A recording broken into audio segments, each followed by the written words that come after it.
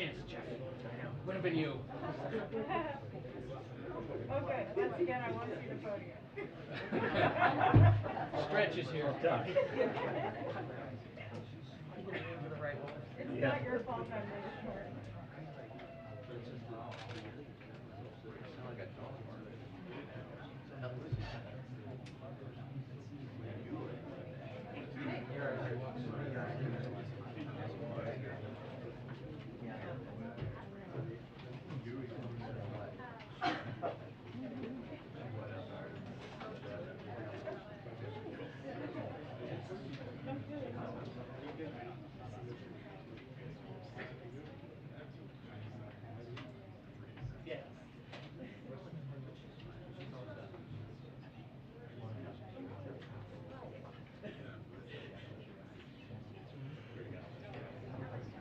Hi, everyone. Okay, it would not be a briefing without some special guests, so I have some with me today. Today, President Biden is welcoming mayors, chiefs of police, a county commissioner, and a community violence intervention expert to the White House to talk about how the rescue plan is providing historic levels of support to make our communities safer.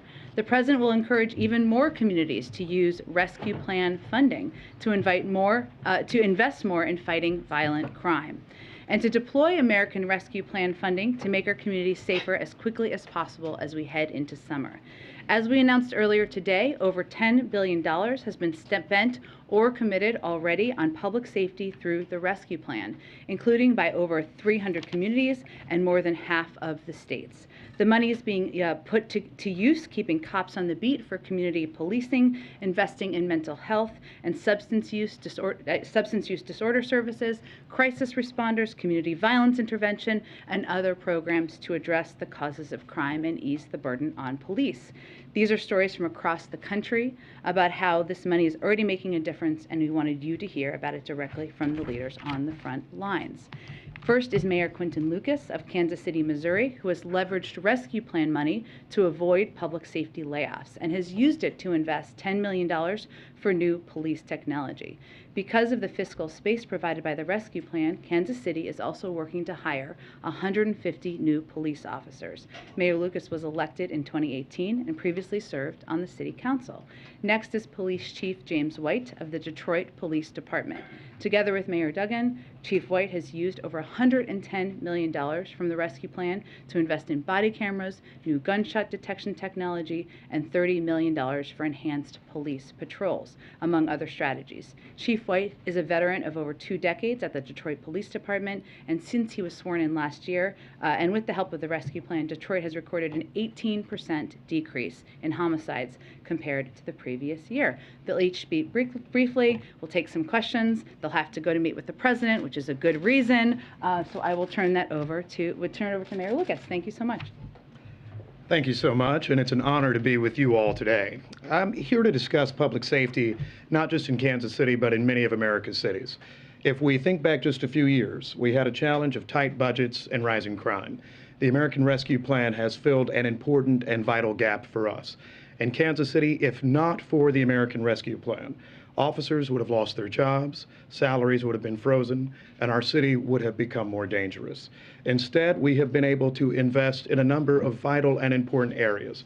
First of all, we've heard much discussion in recent years about community policing. There is no community policing without the police.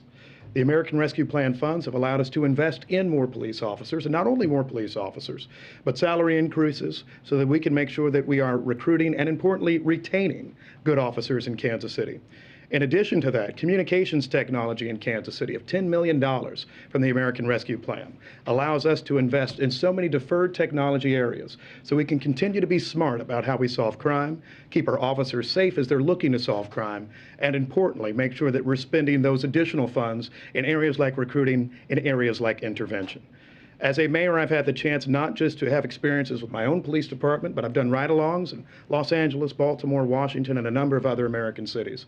In each of those, you're hearing from people and mayors and leaders that are saying that this support has been key in terms of making our cities safer and making sure that everyone in our community has police officers, but has police officers who have the time and have the opportunity to get involved in our neighborhoods each and every day.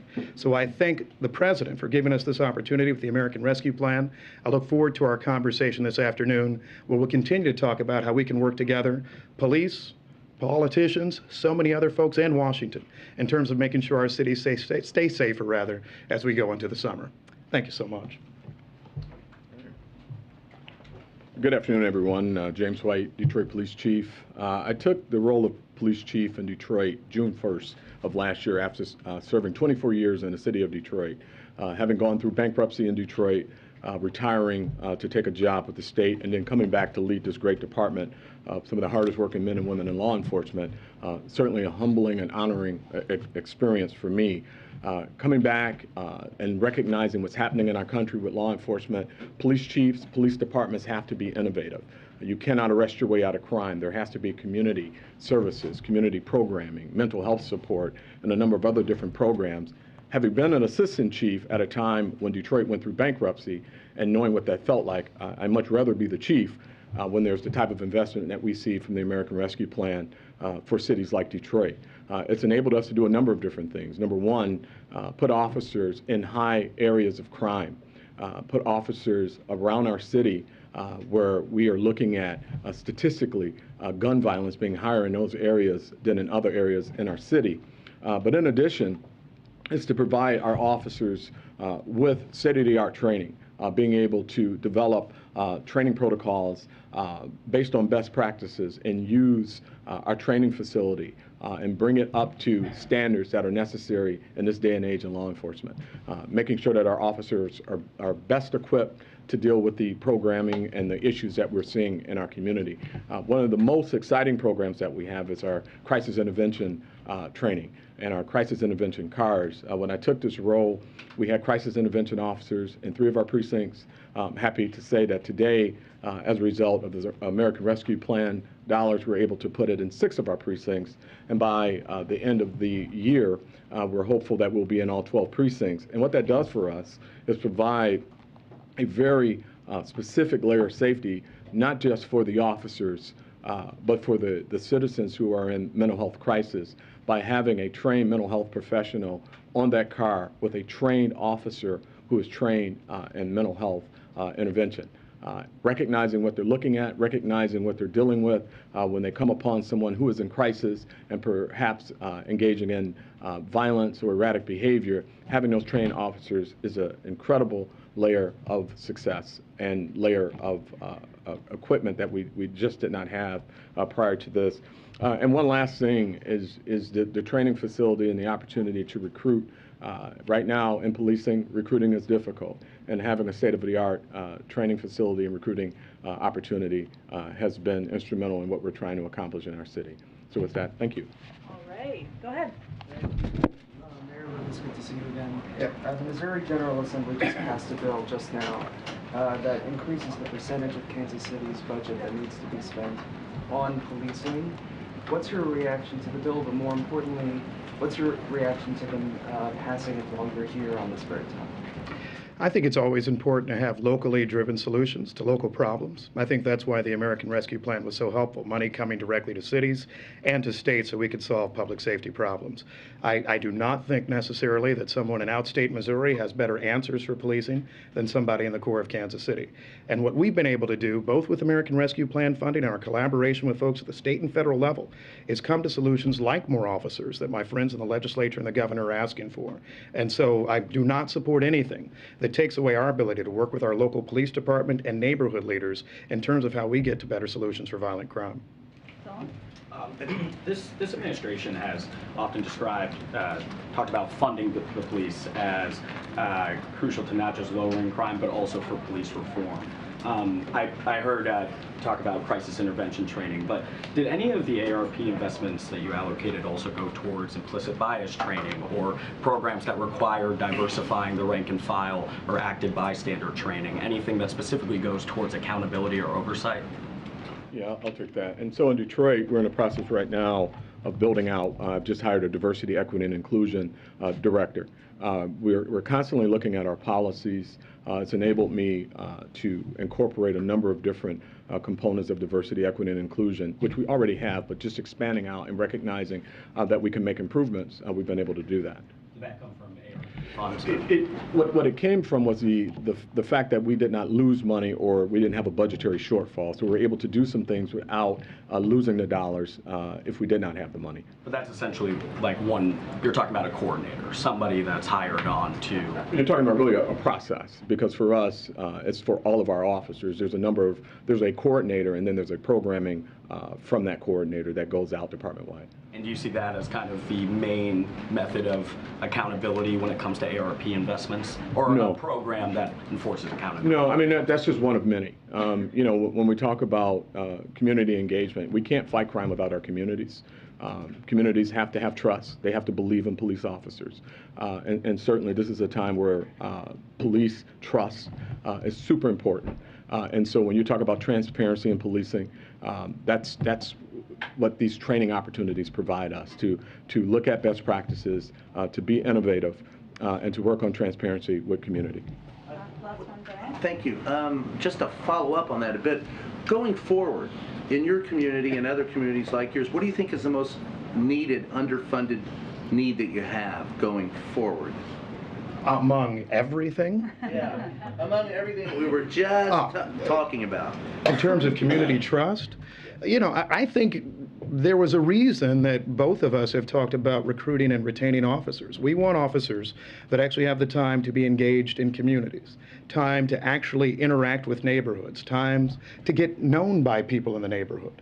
In most cities in America, you're not catching people say, we want to get rid of all the police. In fact, I've caught very few people who have said that. They said they want the way they interact with police to be different. They want somebody who has time to do community interaction. That's why these investments, in my opinion, are so important, because then you build up community trust, which helps you solve crime. It helps you actually build the relationships that you need to long term.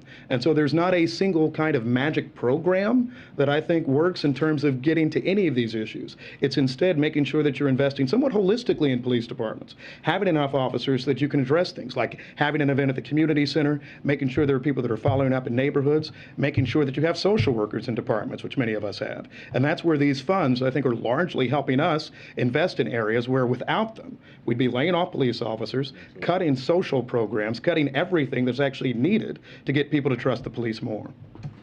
Do you have one more, Zeke? Go ahead. Thank you. We're sitting here, and violent crime, gun crime in particular, across the country is at an elevated level heading into the summer. We talked about the risk there. When you go to meet with the president in a few minutes, is there any specific requests that you have from him, from the federal government, for resources or tools that your department, your city need heading into the summer? Sure. I mean, certainly, you know, we're only one part of the judicial process, right? I mean, we make the arrests. There's our courts, the prosecutor's office. You know, we have a number of different needs. And then there's the intersection of crime with mental illness. And then we certainly recognize that, you know, we have a literacy problem in our country. And so there are a number of different factors that drive crime. By the time someone commits a crime, there's a number of failed systems that has caused that to happen. So we're not going to simply arrest our last person and solve the problem. We have to do a lot of work. So I'll be talking about those types of investments, community support, which we've been able to do with our Ceasefire Detroit, and provide those community programming, because I think that's super important. Mental health is super important. Engaging the courts at a high level is super important, and certainly supporting police officers and making sure that they're properly trained in some of the areas that we've talked about today. Thank you, Mayor Lucas and Chief White, for joining us. Really appreciate it. Okay. Oh, here, I don't want you to. Here you go. I'm sorry. Oh, okay. Okay. I just have couple more toppers for all of you. Just really getting it all in on the last day here with the toppers for everybody. The president spoke earlier today with Abu Dhabi ruler Mohammed bin Zayed Al Nahyan to convey condolences on the passing of UAE President Khalifa bin Zayed. The two leaders agreed to honor Sheikh Khalifa's memory by continuing to strengthen ties between the governments and people of the United States and the UAE. I also wanted to provide an update on infant formula and where we are, and some updates on steps that we have taken. Yesterday, we announced a slate of actions to increase safe infant formula supply following Abbott's voluntary recall. The President also spoke to major retailers and manufacturers to hear about what they are doing and what they need to help increase availability. One of the top issues, the very top issue they asked us to act on, was getting states to increase WIC flexibility so they can get more formula on the shelves faster. Basically how it works now is each state has a contract with a manufacturer, whether it's Abbott or any of the other manufacturers, and they want flexibility so that they can, if you use WIC and you get WIC assistance, you can purchase any kind of infant formula. This afternoon, Secretary Vilsack sent a letter to all states urging them to adopt all possible flexibilities in the WIC program. That is actually a step we had encouraged them to do the day following the recall back in February, but some states took the step and other states did not take the step at the time, so this is an extra urging to do that. He directed all states to review their practices, and the Agriculture Department is reaching out to states throughout the day, building on months of conversations. And next week, USDA will follow up on the letter and calls to provide states with help to issue waivers. That's what helps, obviously, consumers, people who have WIC, who are WIC recipients and they go to the store. What we're also doing at the same time to help create this flexibility that these store retailers asked for is today Abbott also committed to provide critical flexibility to states through the end of August in the form of rebates. And that means that these states can plan ahead and they can purchase supply ahead from a range of manufacturers, not just the ones that they have contracts with. This means that families on WIC can purchase any available product in the months to come through August, and states and retailers can plan ahead, as I noted. The FDA also just issued a statement about importing formula from abroad. The FDA committed to providing additional information early next week that will facilitate importation to get more product on U.S. store shelves as soon as possible. And last, we recognize that parents have a lot of questions. Mary asked about this yesterday. I think MJ asked about this too, about where to go and who to call if they cannot obtain formula right now. HHS has just launched a new webpage that provides resources and places that parents can go to obtain formula, including contacts with companies, food banks, healthcare providers. You can find this at hhs.gov/formula. This work is far from over, and in the days ahead, you will hear about new actions we're taking to increase safe infant formula. We'll give you a week ahead. On Sunday, the President will deliver remarks honoring the law enforcement officers who lost their lives in the line of duty in 2021 at the National Peace Officers Memorial Service on the West Front of the Capitol. On Monday, the President will award Public Safety Officer Medals of Valor for extraordinary valor above and beyond the call of duty. Later in the day, the President will welcome the Prime Minister of Greece to the White House, where they will affirm our strong bilateral partnership and celebrate 201 years of Greek independence. The leaders will discuss ongoing efforts with allies and partners to support the people of Ukraine and impose economic costs on Russia for its unprovoked aggression. After the bilat, the President and the First Lady will host a reception in honor of the Prime Minister. On Tuesday, the President and the First Lady will host a reception in the Rose Garden to celebrate Asian American, Native Hawaiian, and Pacific Islander Heritage Month. This month, we honor our diverse Asian American, Native Hawaiian, and Pacific Islander communities. While the rich histories, cultures, and struggles of the AA and NHPI communities may be different, their futures are woven together through a shared American experience. And finally, on Thursday, the President will depart for Seoul, with many of you, South Korea, for his first trip to Asia as President. Karine and the team will have more to announce early next week, and National Security Advisor Jake Sullivan will join the briefing on Monday to preview the trip. And last thing I wanted to just say, so I have one more topper. This is my last briefing, and it is, Brian. And I wanted to start with a series of thank yous. I promised myself I wasn't going to get emotional. Whew. Okay. Thank you. I want to say thank you to the President and the First Lady. They entrusted me in serving in this role for the last 15 months. And I talked about this a little bit before, but during my first conversation with them, which was in November of 2020 after the election, I was very nervous when I went to see them in Delaware, and really what we talked about for the majority of our conversation was the importance of returning integrity, respect, and civility to the White House. The small sliver of my job here in engaging with all of you, that doesn't not mean that we haven't let our Irish side show, mine and the president's as well, from time to time. I recognize that. But on my best days, and as I look back, I hope I followed the example of integrity and grace that they have set for all of us and do set for all of us every day. And I'm incredibly grateful to them.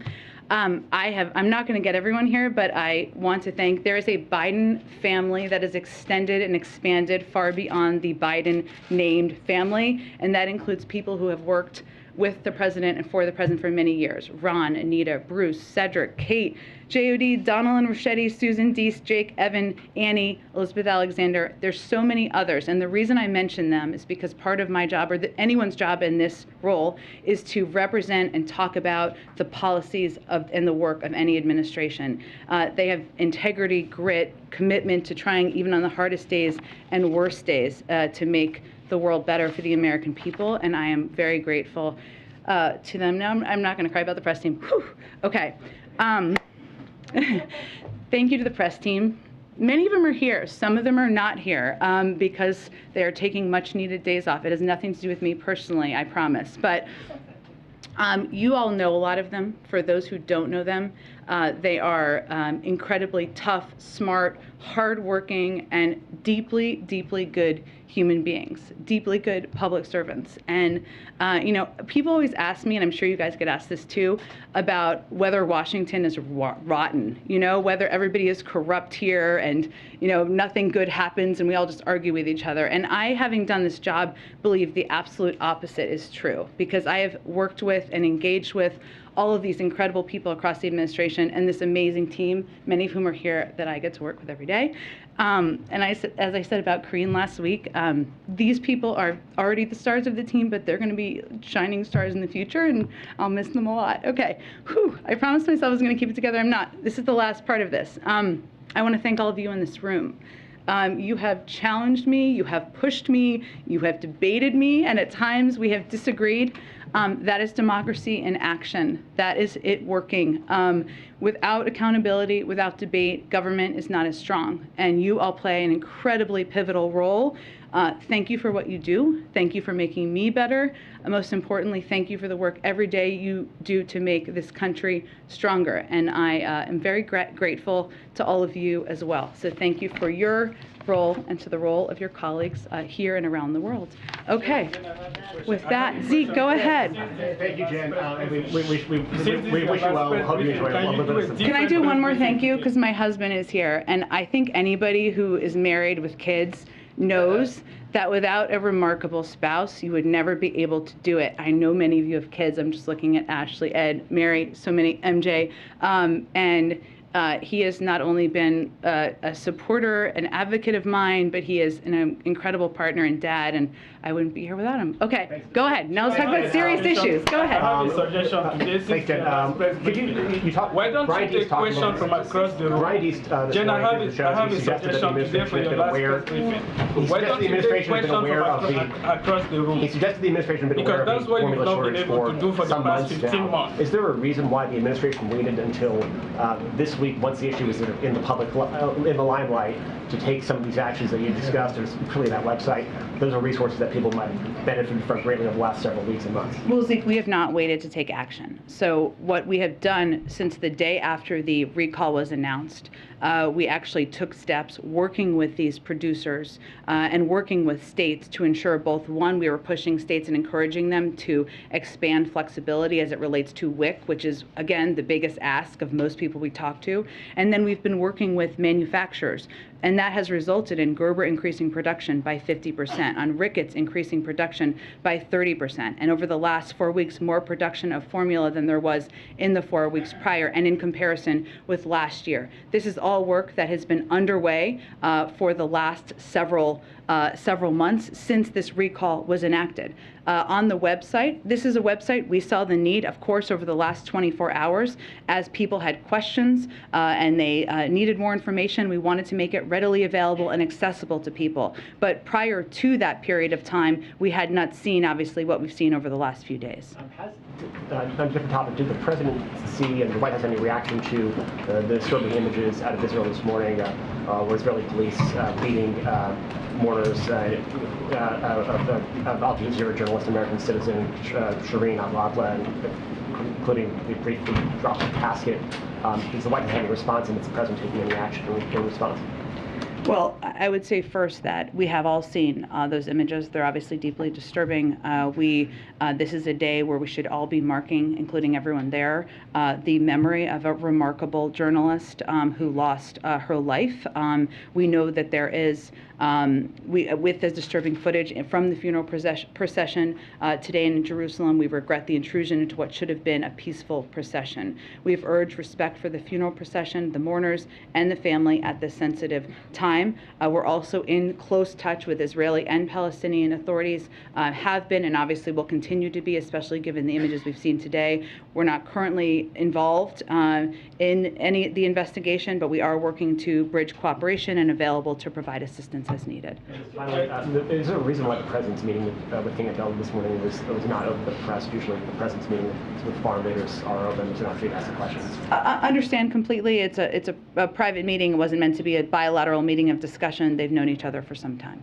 Go ahead. Can I ask you a question from the back? On the issue of the formula Jen, shortage. can I ask you a question from the back? Please stop. I understand, but you know, for 15 months, Please show there's no on the issue of formula. and I'm saying that for the sake of equity, we should First of all, have thank you pressure for your across service the and room. thank your That's what husband I'm for his saying. service as well. On the Doesn't issue make of sense to formula, preach I equity think outside, if but anything, inside this the crisis has briefing room, reminded we can everyone have that this is questions. not Simon, if you could Simon. respect your colleagues and other media and reporters in here, that would be greatly appreciated. Go ahead, Mary. If anything, sir, please, if anything, this has reminded, I think, the entire country and the world that this is not a luxury item, but an essential. Thank you. Formula is not a luxury item, it is an essential. It is something that families across the country rely on. Is this such a valuable commodity that the president thinks that we need some kind of backstop, some ability to surge in the way that we do for other essential items, perhaps even some kind of stockpile?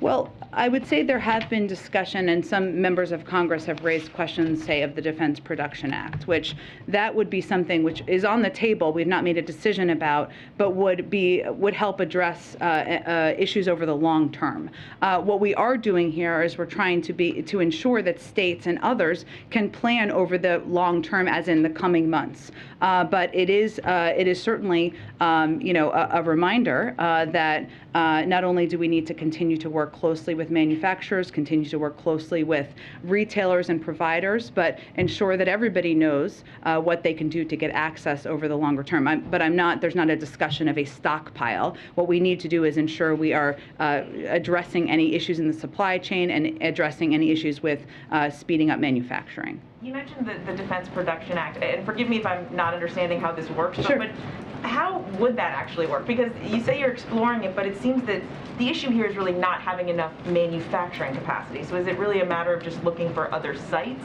that can produce this? Well, that's exactly right, Mary. And so the reason why it would have a longer term impact is because the production of baby formula is so specialized and so specific that you can't just use the Defense Production Act to say to a company that produces something else, produce baby formula. It just doesn't work that way exactly. That is something that could be a consideration over the longer term. And certainly there are ways that the Defense Production Act has been used in other industries, right, as it relates to a chemical that is needed or a specific tool or part that is needed.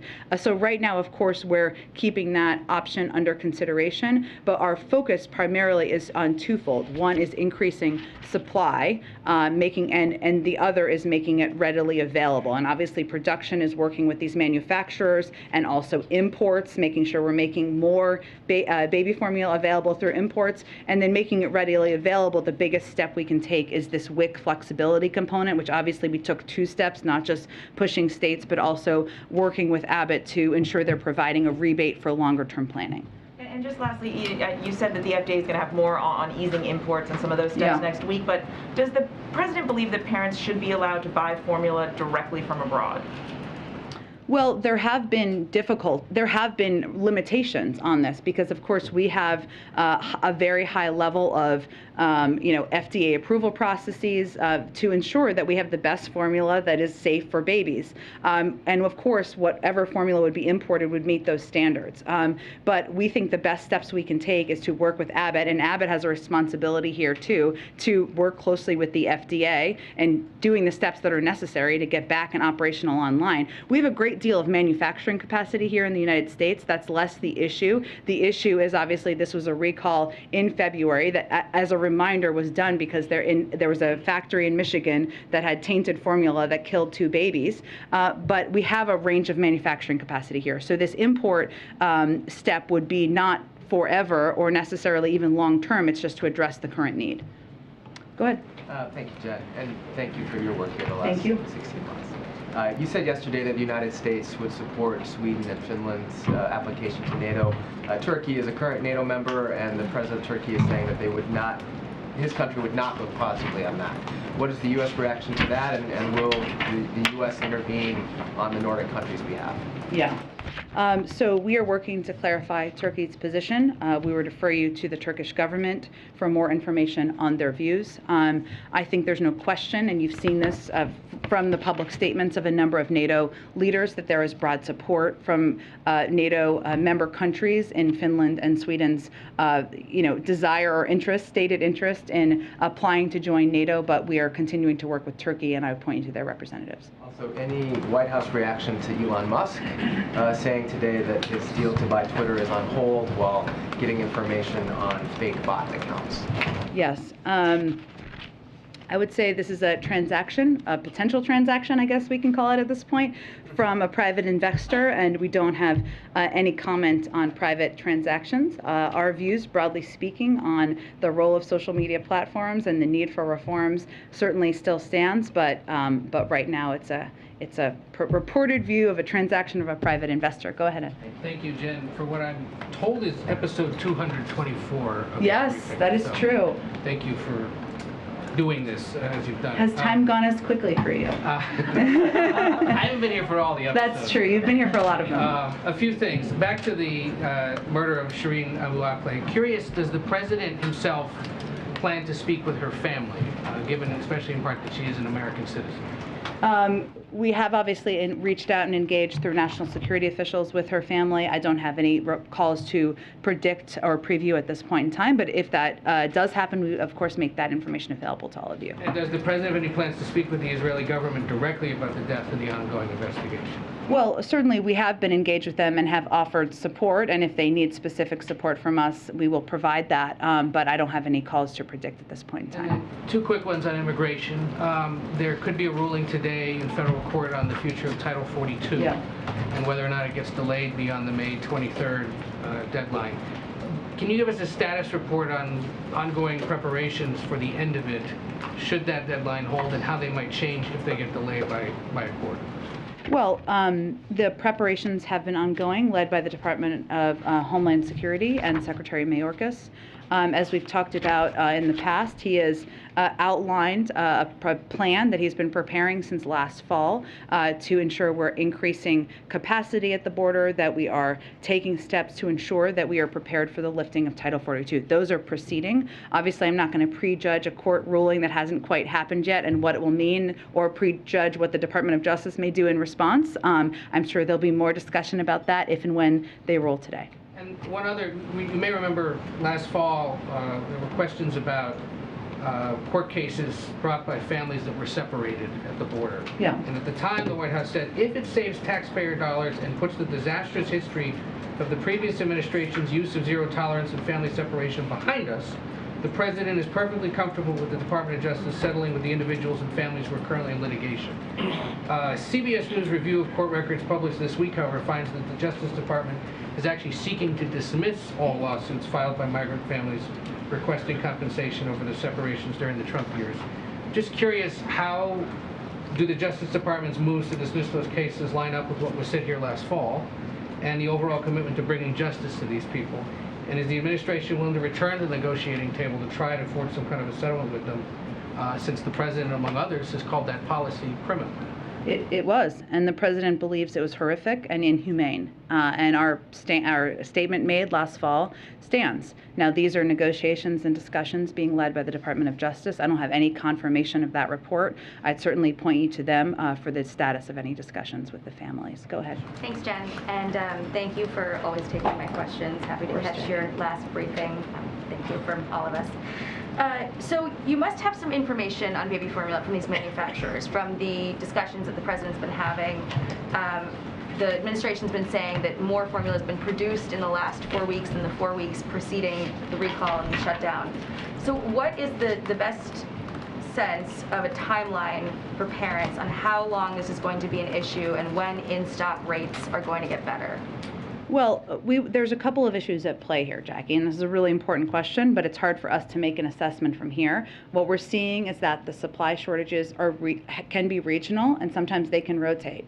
And sometimes the issue at play here is that bigger retailers have a more streamlined process for stocking the shelves than smaller retailers. Now, a lot of people go to stores in their community to go buy baby formula, and it may just be that there's a bit of a delay in stocking some of those shelves. It is certainly a good sign and a positive sign that there has been this increased production from these other retailers, and our hope is also that because there's going to be more flexibility with WIC and the ability of WIC recipients to purchase different kinds of formula and enabling many people who are maybe waiting for their states to make that decision, and also that states will have this rebate opportunity, will provide the incentive to further provide flexibility. That will also help, and of course imports. So we're working to not just address, we've been working to address for months, but we're working to make this, ensure that there is greater supply, consistent supply on the shelves as long as possible.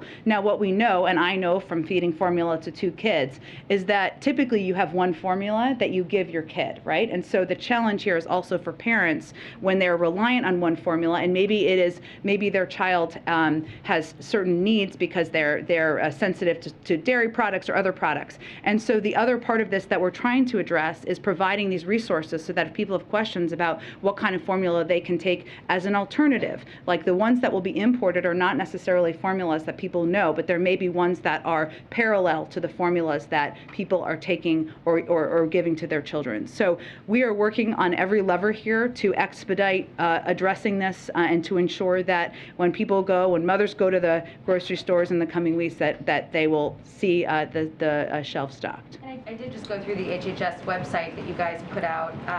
And one of the suggestions for emergency situations would be to call your pediatrician, see if they have in-store samples or in-office samples, or go to the local food pantry. Clearly, you've outlined this as, there's going to be a range of sort of timelines depending on where you live in the country and where you shop. But say for big box stores, I mean the Walmarts and Giants and Kroger's, can you give us sort of a ballpark window for just realistically how many weeks or months parents are going to be having trouble finding it, or in-stock rates would start to improve? Let me first say that the reason we suggest calling your pediatrician is because of this question I just touched on. Because when you're feeding your child formula, typically they don't recommend changing formula necessarily, but there are ways to do it. And if your child has specific needs or is intolerant to certain ingredients, a pediatrician can help advise on that. But obviously there are a lot of other resources through public health sites as well. I would say for the bigger retailers, some of whom the president spoke with yesterday, their number one biggest ask was the flexibility on WIC. And their feeling was that would help them take steps, given the increased supply of these other manufacturers, to help stock the shelves more quickly. So you guys aren't comfortable giving any sort of ballpark window of time, basically? As quickly as possible is our objective, Jackie, but it's going to be different store to store. Okay. And then one more also on baby formula. It seems like when there's a crisis, you often call on the FTC to look at price gouging. I recall this administration doing that with gas prices. It didn't seem to really bring down gas prices and did not increase supply. How's it going to be different this time around with baby formula, and how quickly are they going to be cracking down on people who are hoarding, and that, what are the ramifications? When are we going to see that play out? Well, the FTC is an independent agency, so by us calling for them to look at price gouging, they obviously haven't taken a step on oil companies, otherwise you would be fully aware of it. But it is something that we can all watch, even as non-economists and even as non-oil experts. When the price of oil goes down, the price of gas should go down, and that is not what we have seen consistently. I would say, as it relates to baby formula, what we know is that we are certainly seeing, and we have seen hoarding happen, and so we are looking for that to be looked into, and we think that's an issue where if there's caps, and this is something we have been working to institute on the number of containers that can be purchased, that will help. But also we are taking every step we can to ensure that that is tracked and that can be addressed if needed, in the pool of doing everything we can to address this. Go ahead. And thanks for your service, and thanks for delivering on your commitment to return the daily briefing. All of us in this room are grateful for that. I want to ask you, if I can, about crime that the president's going to be addressing a little bit later. We had one of the mayors and one of the police chiefs here a short time ago. Beyond directing dollars, can you sort of detail the level of concern with this administration about bail reform right now and about some district attorneys being too lenient in their prosecution of criminals? And I guess beyond that, what other points of leverage do you have to encourage stronger prosecution efforts or any efforts to change that?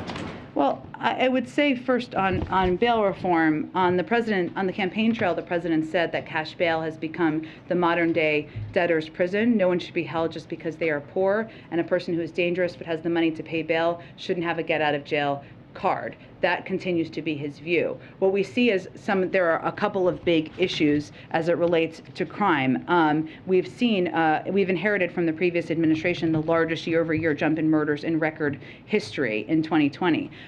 Our focus from here has been putting more cops on the beat.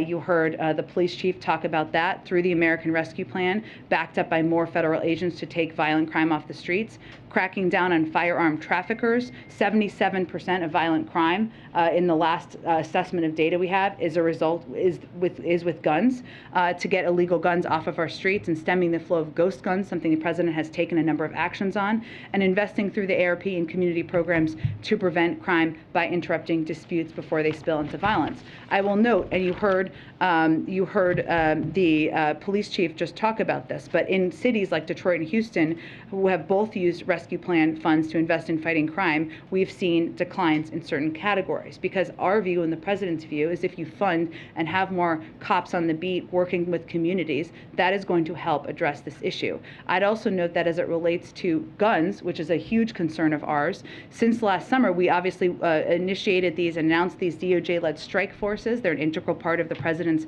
plan to keep our communities safe. And as I noted, 77% of homicides committed in 2020, the last year we have data, were done with a firearm. Since the launch last summer, the DOJ strike force has already seized 5,100. And one of the steps that can be taken is, of course, to confirm Steve Dettelbach, a very qualified person to lead the Bureau of Alcohol, Tobacco, and Arms. And the president has also called for an additional $30 billion in new funding in his 2023 budget to fight crime. And that is a step that he is hopeful there will be bipartisan support for. A lot of questions in the room, so I'll limit mine to two today. The other one is about Asean that's here. What commitments has the president secured from the leaders of Asean to condemn Russia? Well, there will be a communique that comes out later this evening. I know communiques are very exciting to everyone, but there will be interest. I'm certain in this one. I will say, Ukraine and Russia would not typically be a major topic of discussion at Asean, right? You all have covered them before. You've visited, you've traveled to cover Asean summits, and it certainly will be a topic of discussion, and was last night and will continue to be today. So there will be a broad discussion of Ukraine and Russia. The United States in these meetings will continue to lay out our approach to Russia's unjustified and illegal war. We believe the ASEAN leaders are very interested to hear more about our approach, both where things stand and in terms of the next steps. We expect that the leader statement will also have a reference to Ukraine in it as well, but that is still being finalized in the coming hours. Go ahead. Will President Biden address the abortion rally tomorrow? He has no plans to address the rally tomorrow. And separately, does he have any plans to meet with abortion advocates or rights advocates at the White House here? We are very engaged with women's rights advocates, abortion advocates, and other advocates, as well as members of the Senate and members of Congress. I would note that this is an issue that is much broader than abortion advocates. They are of course, marching in the streets and having their voices heard and peacefully protesting, and we respect the right to peacefully protest, but 2/3 of the country does not want Roe to be overturned. So this is an issue that we are engaged very broadly with across the spectrum about what steps we are considering, what steps we have the capacity to do, and what we would do if the final opinion looks like the draft that was leaked last week. The families of Americans detained in Iran have appealed directly to the president for help in getting them out. They don't seem to have much faith or hope that the nuclear negotiations are going along fast. So is he receptive to that? Is there an effort ongoing to free those people? There is an ongoing effort led by our negotiating team from the State Department to bring every American home who is detained or held in a country and wants to be, of course, home with their families. It has always been a separate channel than the Iran nuclear negotiation talks. It is not in the same channel, but certainly the president is committed to and will do everything possible to bring Americans home who are detained in Iran. Go ahead. A question of Brittany Greiner. Does the White House have a response on her detention being expanded? Yeah, there was a report on that this morning. So I would say first that, while we don't have a comment on this specific development, I would just reiterate that the Russian system wrongfully detained Ms. Greiner. We take our responsibility to assist U.S. citizens seriously, and we will continue to press for fair and transparent treatment for all U.S. citizens when they are subject to legal processes overseas. Now, because the State Department recategorized her as wrongfully detained, it means that our special presidential envoy for hostage affairs, it's quite a title, but a well-deserved one, is going to be overseeing this case and leading the effort because it's a deliberative process, and we know from experience of bringing other Americans home, we're just not going to detail what those efforts look like at this point in time. Last question, you said that the president won't participate in any of the activities tomorrow. Will anyone from the administration take part in any of the protests tomorrow here in As an DC? official representative from the government, I will let you know if there's someone that we have officially representing. I'm certain that people in their private time will participate and attend. Go ahead.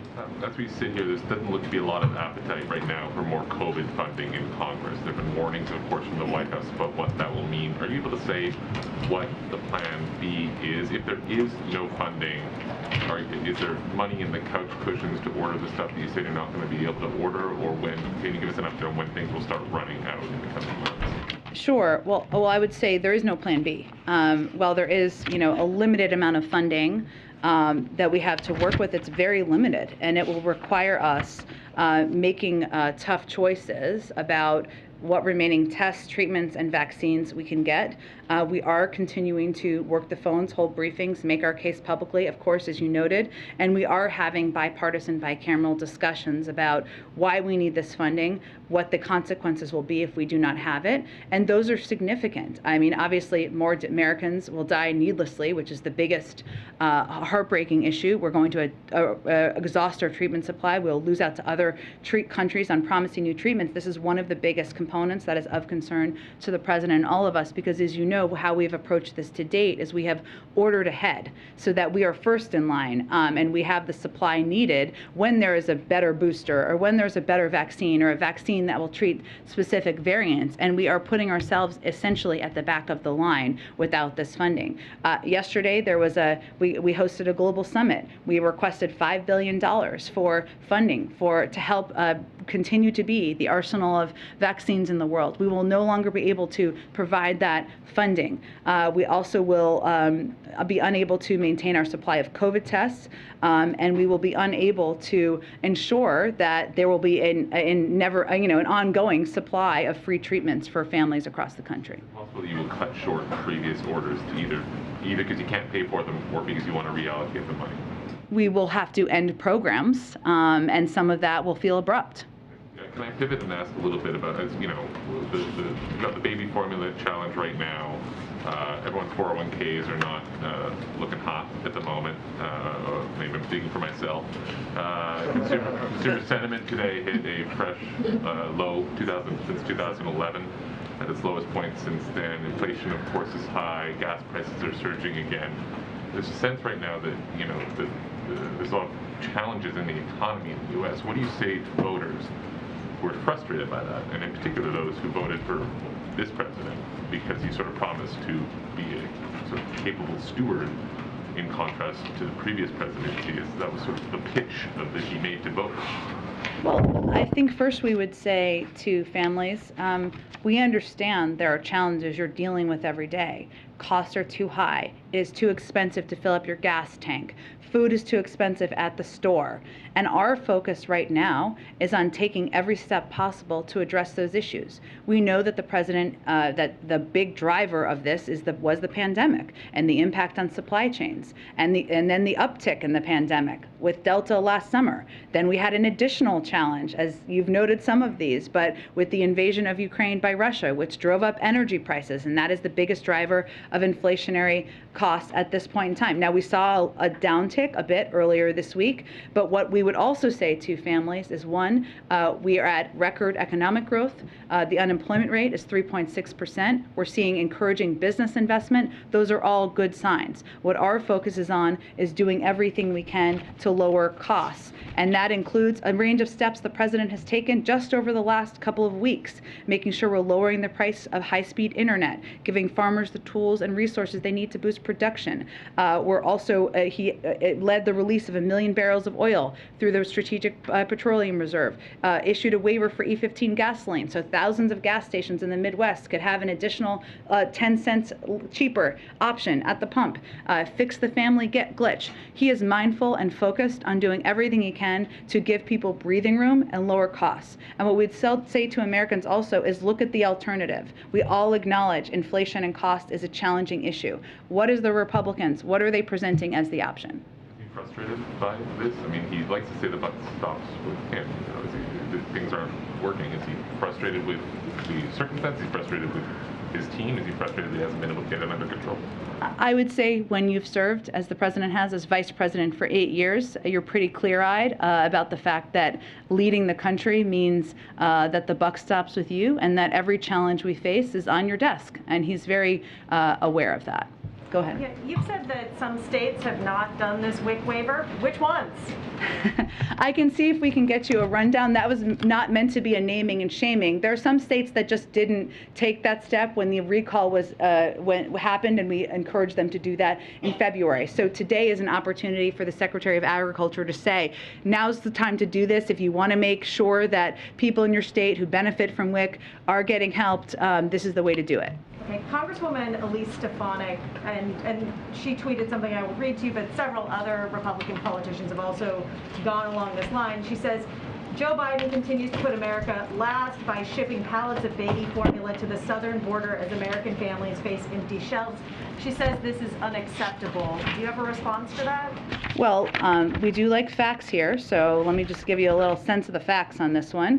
There's something called the Flores settlement, which she may or may not be aware of, that's been in place since 1997. It requires adequate food and elsewhere specifies age appropriateness, hence formula for kids under the age of 1. CBP is following the law, that law that has been in place and been followed, by the way, by the past every administration since 1997. So this has been a law in the United States for a quarter century. It's been followed by every administration. But I would also note that we also think it's morally the right thing to do. This is a difference from the last administration. It is the law, but we believe that when children and babies, or babies I should say, are crossing the border with a family member, that providing them formula is morally right. And so we certainly support the implementation of it. Just one last question. The governors of Colorado and Massachusetts have sent a letter to the president urging him to urge the FDA to hurry up and consider Moderna's application for a vaccine for children under the age of 5. Would the president do such a thing? Does the administration have any view on the apparent delay in consideration of that vaccine? I would say the parents in here have a view, and we all are very eager to bring our children and get them vaccinated who are under the age of 5. But science, this is the president's view, most importantly, moves at the pace of science. The FDA is the gold standard for a reason, and we want to ensure that when those vaccines are available, when we are taking our kids, bribing them if needed, to get their shots, that it is safe and we know it's safe. Go ahead. Jen. I'll come back. I'm sorry about that. I'll come back to you. Go ahead. Go ahead. As you know, the anniversary of George Floyd's killing is a little over a week away. As a candidate, President Biden embraced some of the messages about police reform, and later he even promised George Floyd's family that he would get something done on the issue. But now police reform has failed in Congress. There's no executive order, and today he's basically asking cities to pump money into police departments. What is the administration's message for people who had hoped the Biden administration would actually significantly reform policing? Well, first I would say he's actively considering a police reform executive order and has every intention of doing that. It just takes some time. I understand that since it was a version of it came out into the public, which happens back in January, it feels like a long time, but these take a long time. There's a legal review, a policy review, and he has every intention of doing that. We actually paused because there was bipartisan negotiations happening, and obviously that was always the preference because that would make it more permanent. I would say that it's not just about pumping funding into police departments. It's about ensuring that there are enough cops on the beat to crack down on violent crime, to crack down on illegal guns that are the cause of 77% of crimes across the country.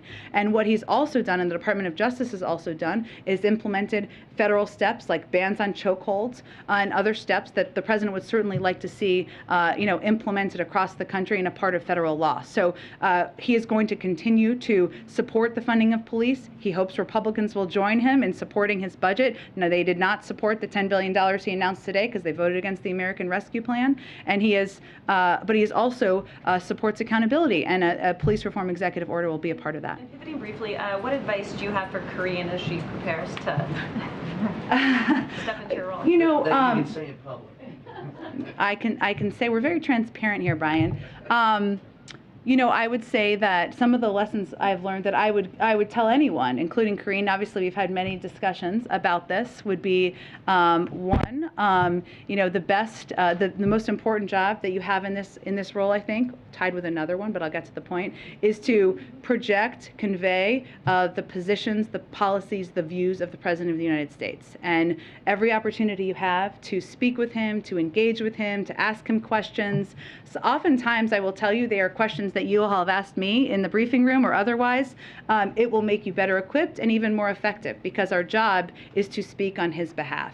The second thing I would say, and in my heart I'm a bit of a policy nerd, but I would tell this to anyone, is that the more you know about policy issues and the more you can go in depth on it and spend time digging, pushing, and questioning the policy teams, the better able you will be to answer tough questions, to answer the 12th question, and hopefully provide information to the public.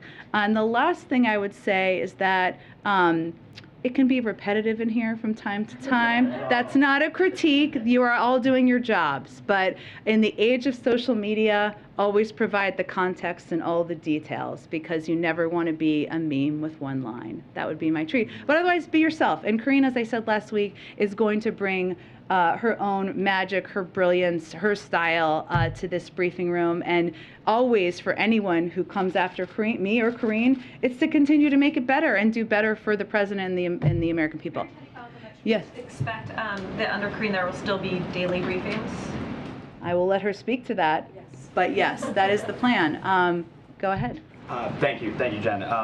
The $10 billion that's being announced today, where does the president and the White House does the president see that as something to kind of celebrate? When I look at the original pool and I realize it's an initial tranche of $350 billion, and I know there's different kind of competing priorities here, I'm wondering if the White House sees today as sort of another call to action to states to spend even more on police departments? That's part of it. Or is this kind of saying, is he impressed by that they've already spent all this money? Well, I would say part of it is he thinks that it's important that it has been spent, and we have seen the impact of it in some states. states, that I mentioned, Detroit and Houston, for example. But part of it is also about the need to spend more. We know $245 billion is what's been spent to date, so there is more funding left from the American Rescue Plan package. And certainly he thinks keeping communities safe, making sure police departments have the resources they need is an important way to spend the money. I just have a quick clarification on the DPA too. You said the administration is considering the DPA to ramp up. It's one of the options under consideration, sure. I think there's two titles under DPA. One would prioritize contracts and say, companies, you need to develop this. Another would allow the federal government to distribute loans, to distribute actual money to companies so that they can ramp up manufacturing. Is the administration considering that title of DPA to actually give money? There's also options beyond that about the use of specific there's a range of ways you can use DPA, so I don't have specifics about how it might be used. I would say that we are already working, and we have been working with manufacturers to increase production, so that is already effectively happening. And the challenge, which I mentioned before with baby formula, is that it's complex, and you can't just say to a manufacturing facility that makes cereal, you need to make baby formula now. So it's a bit challenging and different in that regard. But it is an option. There are a range of utilities and ways you can use it, and it remains under consideration. So it's already happening. It's already happening. Title III is already happening? No. We're already working with manufacturers to increase production. So that's one of the the aspects, or one of the ways to use DPA, but we're already doing that effectively. So that was the point I was making. Go ahead. Hey, Jen. Thank you. The FDA commissioner a little while ago said that he intends to announce plans next week to help streamline the import of baby formula into the U.S. Is there anything you can preview for us on that front and maybe explain some of the hurdles that currently exist that this process would be fixing? Sure. Well, right now, every kind of baby formula that's made in other countries is not allowed to be imported here necessarily. So it's cutting red tape and easing those restrictions. Now, as I noted a little bit earlier, what that may mean is that when moms go to the grocery store, they may see a form of baby formula that they have not seen before, and they may have questions about what that is and can I feed it to my baby. That's why we have a range of resources and hotlines that people can call to get those questions answered. But overall, what it's trying to do is provide more supply so that there can be a range of options and a range of supply on shelves so that mothers don't have to fear not being able to have formula to feed their children. And I know you said that the administration has been on top of this issue since this issue emerged with the Abbott plant back in February, and you've been working on this issue since then. So can you explain why something like this, in terms of streamlining the import of products, wasn't done sooner, wasn't done before parents arrived at the supermarket to find empty shelves? Well, we believe that part of what's happening right now is that there was supply that a lot of the larger retailers had, and it was kind of 6 to 8 weeks where they had that supply and they haven't been able to restock it quickly enough. But we would not be where we are with Gerber increasing production by 50% or Ricketts increasing production by 30% had we not been working on this from the beginning. And I would note that what the retailer said yesterday they need the most is these flexibility on WIC, because that's where they see the challenges coming up. So that is actually something we did the day after, and something that we're continuing to push states to do. Is there more you think you could have done sooner? Well, look, hindsight is always 20/20, but I would say that we have what's important to note as much as this wasn't being reported on because people were not seeing shortages at the stores as much, there was an announced recall back in February, right? And there were steps we have been taking every single day since then, with the FDA in the lead, to help address any potential shortage. And lastly, just a quick follow-up on your comments about the images we saw in Israel today. You said that you called these images deeply disturbing of Israeli police beating mourners who were carrying this casket. You said that we regret the intrusion. Do you condemn these actions by Israeli forces, and do you believe that they had any justification for actually beating these mourners and these pallbearers as we saw in these I images? think when we said they were disturbing, we obviously were not justifying them, but I think I will leave my comments at what I said. Go ahead. Thank you, Jen. I wanted to ask 2 quick policy questions here. On the House floor earlier today, the Democratic Majority Leader, Steny Hoyer, said, quote, "It is unfortunate that in a time of war that we spend all the time blaming our own president." Just a clarification, it's not the White House's belief that we're at war or we're engaged in any kind of conflict?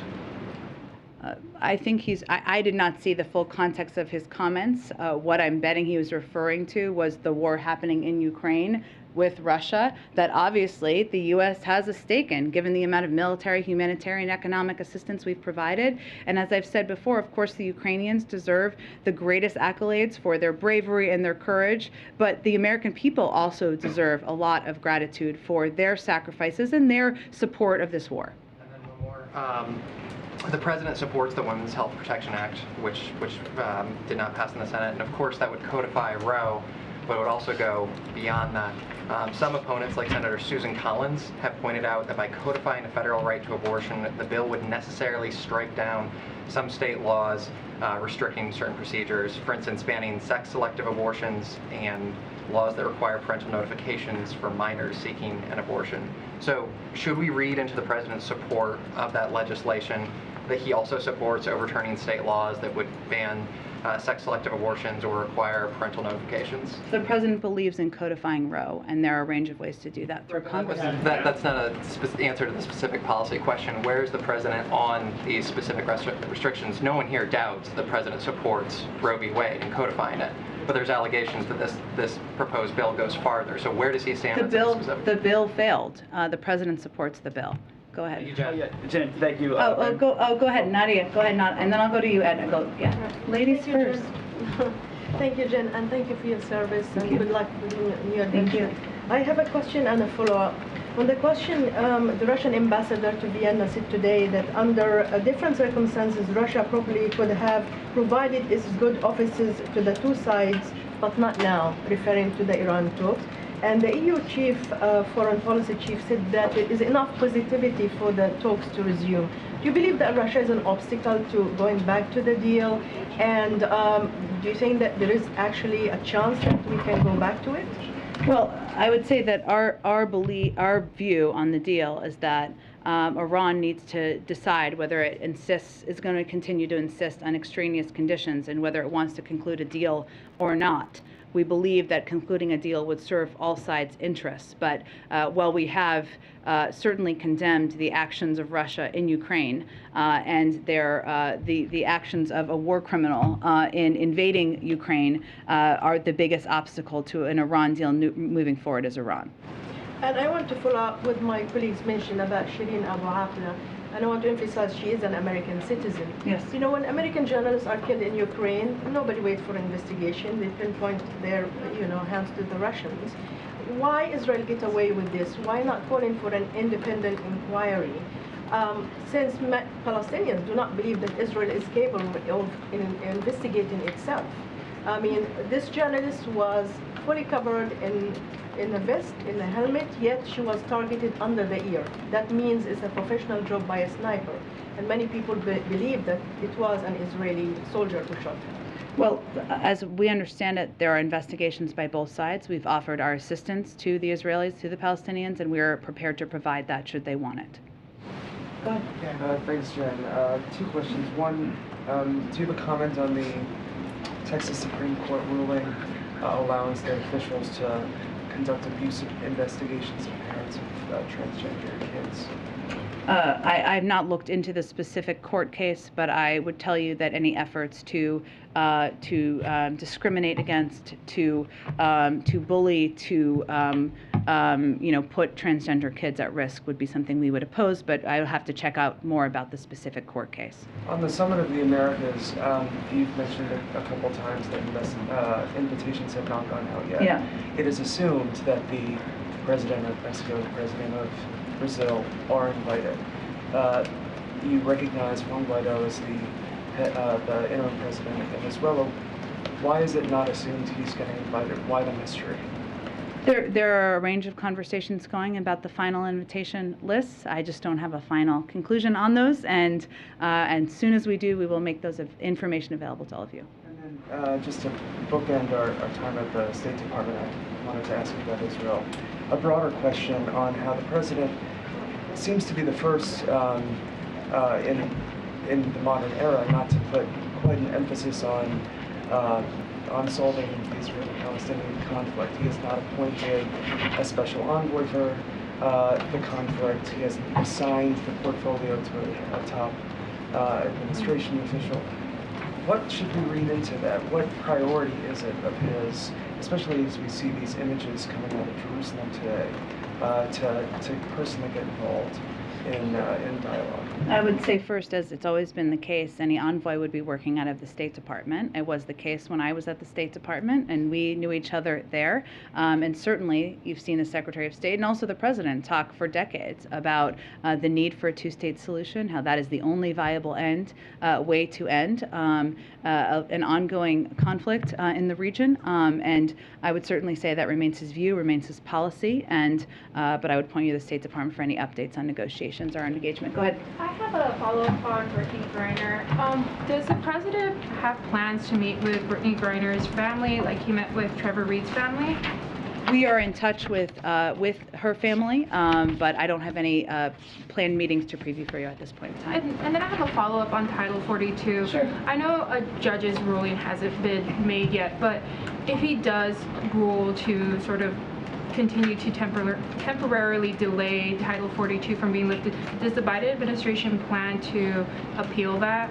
That would be an announcement made by the Department of Justice. And one more question just regarding that. You know, it seems that the Biden administration has been challenged by the court several times on, you know, immigration efforts that they've tried to overturn from the previous administration. I guess what concerns that does the administration have that this will continue, as, you know, immigration is pretty much a pretty big policy, you know, that the Biden administration and President Biden himself has said that he would try to overturn some of these policies that were implemented under the previous administration. I guess, how does the president feel about some of these sort of roadblocks that the administration keeps hitting, you know, with judges and the courts not allowing or further delaying? Well, I would say the biggest roadblock is the fact that the president put forward an immigration bill on his first day in office, and we haven't been able to move it forward. And there have been efforts to move it forward through the Senate, through the reconciliation process. There have been efforts to try to engage in a way. We're very open to engaging, have been very open to engaging in a bipartisan way. There are aspects of his proposal, many aspects that should not be controversial at all. You know, the effort to invest in smarter security, to fix our broken asylum processing system. Those are our biggest obstacles. And what is deeply unfortunate is that the need to implement immigration reform to fix a very broken and outdated system has become so political that there's an unwillingness to engage from the other side on what solutions should be, you know, we can work together on. It wasn't that long ago when there were bipartisan bills that were being discussed and even almost passing. Go ahead, Ed. Yeah, so I want to build on Josh's question here. You know, CPI inflation is 8.3%. We know it's hard to get baby formula. Gas and diesel fuel is now record prices again today. House staffers are getting free Peloton memberships. A Monmouth poll says... Well, there's a lot packed into that list there you have. I don't know how it's related. It's a potpourri. Yeah, it is a potpourri. It's a wider view. A Monmouth poll shows that 79% of Americans believe the country is going in the wrong direction. So my question is the president, as the head of the country, as the head of the Democratic Party, out of touch economically with Americans? Well, there was a lot packed in there, and I'm not entirely sure the root of your question, but I will do my best. I would say first, the president's top priority, and you heard him say this the other day, is addressing costs and addressing inflation for the American people. And he laid out a specific plan to do exactly that. And he has taken a number of steps to do exactly that, including lowering the cost of the internet, ensuring we're taking every step we can to bring down the cost of gas, taking steps to ease the supply chain, something he's been working on from his first day in office. And he has proposed and advocated for and continue to fight for a reconciliation package that will lower significant costs for the American people. I would say the contrast here is what the other side is offering, which, as you've heard me say many times, but it's worth repeating, is a plan by Chairman Scott that would raise costs on 175 million Americans who make less than $100,000. So I would say for the American people, what they can know and understand is we all agree inflation is an issue. We all agree costs are too high. The question is who has a plan to address it. But on gas specifically, the Interior Secretary testified before the House Appropriations Committee that there was no plan to go forward with a 5-year plan for oil drilling in the Gulf. They need that plan in order to open up leases down the road for that. We saw the Department of Interior cancel a lease sale. So are there signals, to bring down gas prices? Well, we know the Department of Interior made quite clear that they canceled the Cook Inlet project because there was a lack of industry interest. That's not actually the issue. The issue, if we take a step back, is that leasing and production offshore is a lengthier process, taking up to 10 years. Of the more than 10.9 million offshore acres currently under lease, industry is not producing on 8.26 million acres. That's 75% that is non-producing. Of the 24.9 million onshore acres under lease, industry is not producing on 12.3 million. That's almost 50%. And there are almost 9,000 onshore permits. The issue is not permits. There are plenty of places for oil companies to drill on. They're not. That is the issue. Go ahead. Thank you, Jen. Okay, go ahead, Patsy. Thank you, Jen. Thank you for your service and good luck for your next Thank you. I have two questions on the U.S.-ASEAN summit.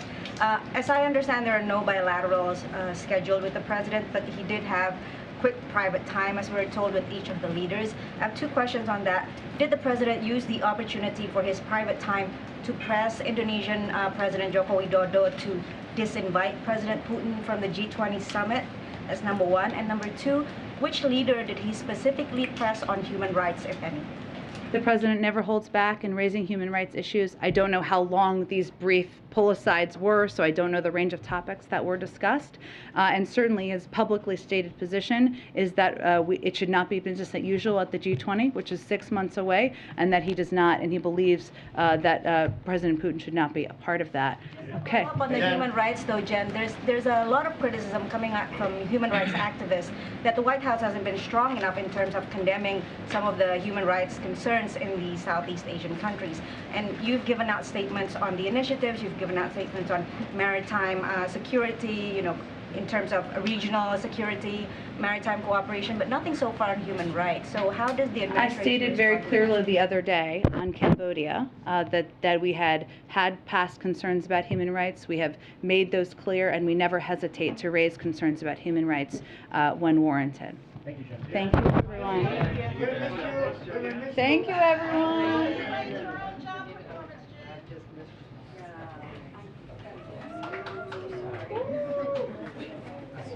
We heard the woo-hoo earlier.